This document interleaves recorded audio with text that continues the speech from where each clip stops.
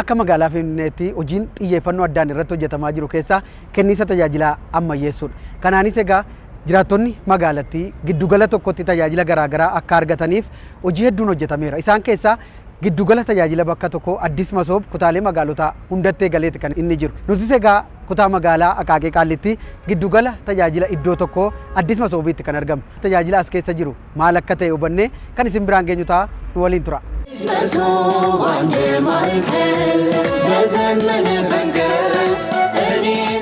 Giddugalli tajaajila iddoo tokko Addis Masoob kan Akaaqee Qaallitti kun egaa reefuu erga eegalee ji'a tokko hin guutin jira. Haa ta'uti garuu dhaabbileen garaagaraa akkuma na dugda duubatti argitanii tajaajila kennaati kan isaan jiran qindoominaan jechuudha. Namoonni asitti arginee dubbisnes kanaan dura tajaajila argachuuf dhamaatii garaagaraaf saaxilamaa turre amma garuu tajaajila iddoo tokkotti tajaajila garaagaraa waan barbaanne yeroo gabaabaa keessatti argachaa jirraadha kan isaan nuu kaasanii. Galmee wayii sochoosuudhaaf bakka tokko dhuftee bakka sanarraa kaatee bakka biraa deemta. Eegas ammallee bakka biraa deemisi jedhan eegas tokkoffaa yeroon inqisaasa'a, lammaffaa maallaqi inqisaasa'a, namni hin gaargala. Kanaaf sana hambisuu keessatti hojii guddaatu hojjetame jedhee tamanaa akka anilleen tajaajilamtu tokkotti. Kanaaf baay'ee waan nama gammachiisu jira masoobii kana keessatti jechuudha. Inni kun dhufuun immoo uummataafis haala yerootiif haala hojiillee inni ariifatas haala hojii keettitiif baay'ee fooyya'aadha jechuudha. በጥሩ ሁኔታ ነው ያስተናገዱኝ። Haala gaariin na keessummeessan miira gaariin simatanii daqiiqaa muraasa keessatti dhimma keessiif xumuru tajaajila adda addaa bakka tokkotti argatta. Kun waan baay'ee namatti toludha.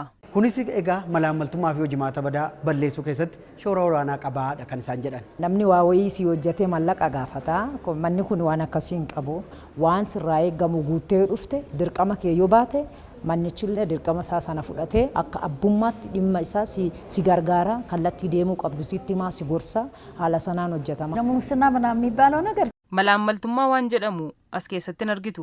Kanaan dura rakkoo akkasiitu ture. Amma garuu bakka tokkotti hunduu tajaajila waan siif kennuuf ifaa fi bilisaan tajaajila barbaaddu argattee deemta. Hojjettoonni giddugala tajaajila iddoo tokko Addis Masoob Akaaqee Qaallittis bakka hojii mijataa akkasii keessa ta'anii uummata isaanii tajaajiluun miira gammachuu fi karaa guutuu ta'een hawaasa isaanii akka tajaajilaniif kan isaan gargaaru ta'uu dubbatu. Biiroon baay'ee keessi isaa bareeda akkasumas dijitaalaa kan ta'edha. Kun immoo miira gara fuulduraa hojjechuuf qabnu baay'ee nu kakaasee jira jechaadha. Maamiltoonni yommuu dhufu jechuudha yeroon isaanii qusatanii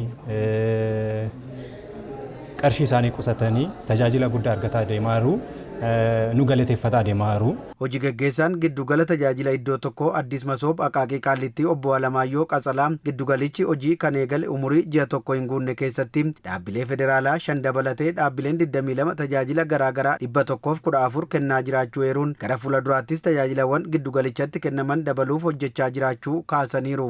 በተቋማችን 22 dhaabbata keenya keessatti dhaabbileen federaalaa 5 dabalatee dhaabbileen 22 giddugala kanatti tajaajila isaanii galchuun tajaajila 114 kennaa jiru. Gara fuulduraattis dhaabbileen federaalaas ta'e kan magaalaa Finfinnee tajaajila isaanii karaa dijitaalaa kennan gara kanatti seenanii tajaajila bakka tokkotti akka kennaniif hojjechaa jirra. Tajaajila kennamuu fi ijaarsa dhaabbilee keenya guutuu kan taasisu tajaajila iddoo tokko Masoobidhaa kan jedhan kantiibaan magaalaa Finfinnee Aadde Adaanech Abeebee. Kanaafis tajaajila iddoo tokko Masoob babal'isuuf xiyyeeffannoon kan hojjetamu ta'uu gama xumura raawwii karoora bara baajetaa 2018 irratti argamuun kallattii kennaniin ibsaniiru.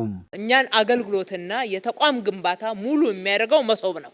Tajaajila kennamuu fi ijaarsa dhaabbataa guutuu kan taasisu Masoobidha. Amma pirojektii Masoob amma kutaa magaalaatti jiru fixneerra. Kana booda gara aanaatti habuunuu jenneerra. Tajaajiloota 300 keessaa kan hawaasni deddeebi'ee tajaajila barbaadu adda bahanii harki 50 amma gara Masoobitti galaniiru. Kanaafuu harki 50 yeroo itti aanutti gara Masoob ni galu. Tajaajilli Masoobitti kennamu humna namaa keenyaa gahumsuu keessattis qooda gaarii bahachaa jira.